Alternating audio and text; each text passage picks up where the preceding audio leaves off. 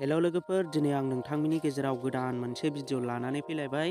बे भिडिअआनो जाहैबाय जोङो ATM मेसिननिफ्राय बा ATM कार्डनिफ्राय जोङो फैसाखौ माबोरै बरनो, माबोरै केस आउट खालामो। दा गोबां मानसियानो रोंखायो आरो गोबां मानसियानो रोङाबो। दा आङो ATM मेसिनाव फैनानै नै कार्डखौ सोनानै लाग्रोबाय। बेनि उनाव इन्टारनेशनेल अपसनाव क्लिक खालामनानै होबाय आङो।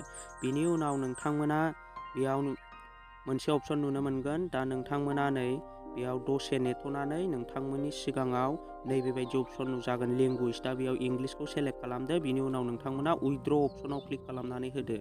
बिनि उनाव नोंथांमोना बेसेबां फैसा बख'गोन बेखौ टाइप खालामनानै होबानो जाबाय। आं दा टटेल 4,500 बख'गोन, बेनिखायनो आं दा नैबेहाय 4,500 टाइप खालामनानै नैबे एसआव क्लिक खालामनानै होनोसै। बिनि उनाव नोंथाङा नोंथांनि पिन क'डखौ होनानै लाबानो जाबाय। दा आं बेयाव आंनि पिन क'डखौ होनानै लानोसै।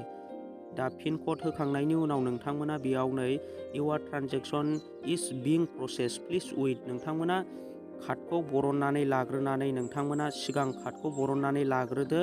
बेनि उनाव नोंथाङा नोंथांनि फैसाखौ दसे सम नेथ'दो। दा आं सिगांग्रो कार्डखौ बरननानै लाग्रोनोसै।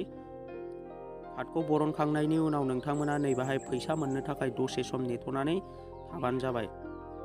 दा नै आंनि फैसाया आउट जाबाय लोगोफोर। आङो दा गोरलैयैनो ATM कार्डनिफ्राय फैसाखौ बख'नो हाबाय।